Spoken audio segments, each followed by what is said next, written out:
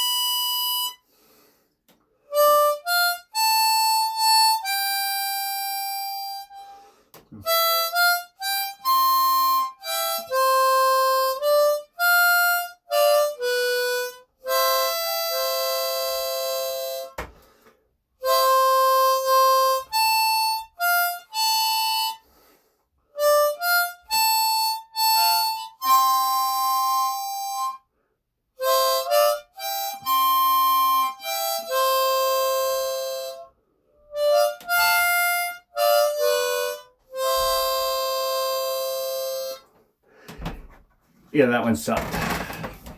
But that's what happens. The thing about the harmonic is, if you play a little bit or you play too long, your lips and your mouth, they start to tire out, and then you can't get that embouchure, that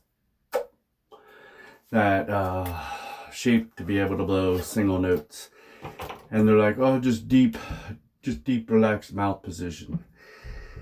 Yeah, you got to be really relaxed, and I have that thing, almost swallowing it so you can hit those notes. But today's topic is when you know you're on the right path. Like, I know I'm on the right path by just because I know I am. Just the way I feel, the way I look, and just how I've been doing this day after day after day, and without fail. I mean, I've been doing this again day after day after day, always up at the same time, always at the gym, always walking, always hitting my freaking nutrition. Nutrition is kind of the tricky part, because you gotta kind of focus on a certain amount of foods. That way it's repeatable, and it's and you're able to measure it out and not spend too much time meal prepping. Like, it took me a while today to meal prep because I'm trying to set up myself, because I'm about to go into my reverse diet. So I needed to add a few more, sources of carbs in there, and then start at the same calorie intake that I'm at now, at like 1980. That way I can reverse diet out to, my 2560, 2600 range for maintenance calories. So I had to do some finagling. I put some in, pull some out, switch some things around, and just make it as simple as possible. Also, I like to select foods that are like shelf stable, like apples and sweet potatoes. What else? Broccoli. I can just freeze the broccoli, and rice. So I have to kind of cycle through, a sweet potato, 400 grams of sweet potato, smoothie, and a protein smoothie in the morning, before pre-workout, or just in the morning as soon as I wake up. That's the first thing I drink to get my protein and my carbs in. And then I go to the gym, and then after the gym, it's going to be 4 eggs, a cup of oats, and 2 apples. And then for lunch, it's going to be 170 grams of chicken. It's going to be 175 grams of rice, and then 2 more apples. And then for dinner, it'll be 170 grams of 93.7 ground beef. I believe like 150 grams, maybe 200 grams of broccoli, and 2 more apples.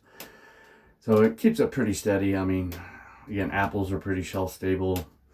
Broccoli, you can freeze it. You can make a shit ton of rice and weigh it out and freeze it. I'm pretty sure I said no sweet potatoes. The chicken and the ground beef I make ahead of time. Like, I usually spend like a couple hours making at least, a whole month's worth supply of the ground beef and the ground chicken. That way all I have to do is just get it out of the deep freeze and just weigh it.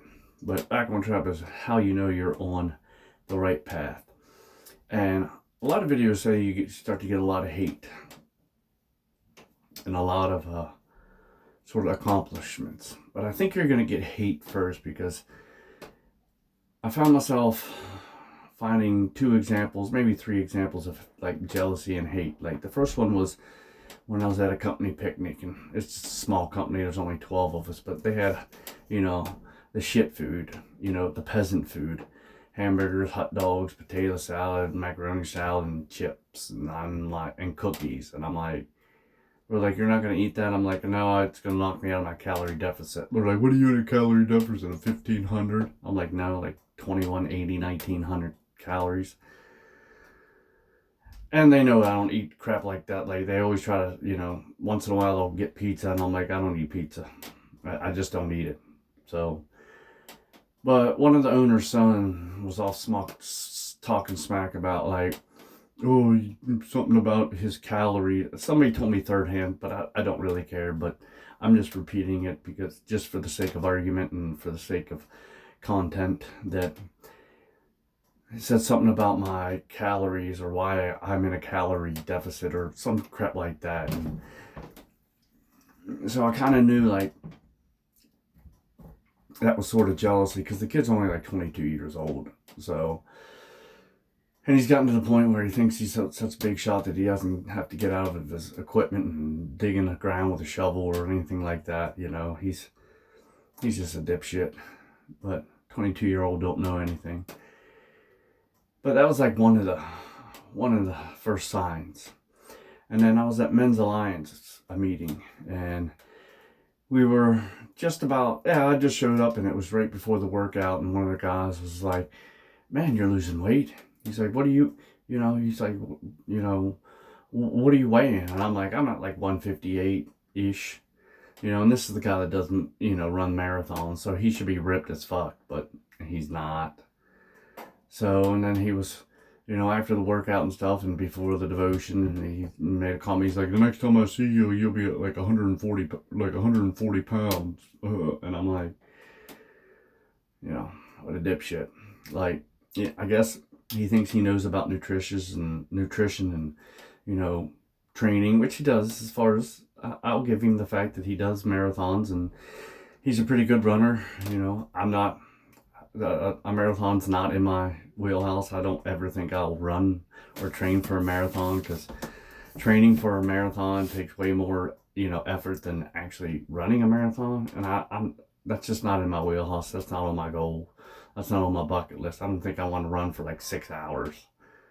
Like, no, that's good. I'll stick to my 10,000 to 15,000 steps in my 5Ks, It's not that it's too hard. It's just that it'll take up way too much time and energy. And again, that's just not my goal. So that sort of stuff. And then the other one, I went out to do some water samples at a job site, and they were replacing a tank. And he's like, oh, here comes Mr. Fit.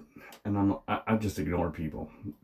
I ignore him anyway because he's a dipshit. But that's just, a couple of examples of, like, I know I'm on the right track. And the boss really hasn't talked to me, but of late, he's been, like, really, really avoiding me. So I think that's another sign that, I'm sort of on the right track, and they're starting to see, the effort and the results that I'm putting in.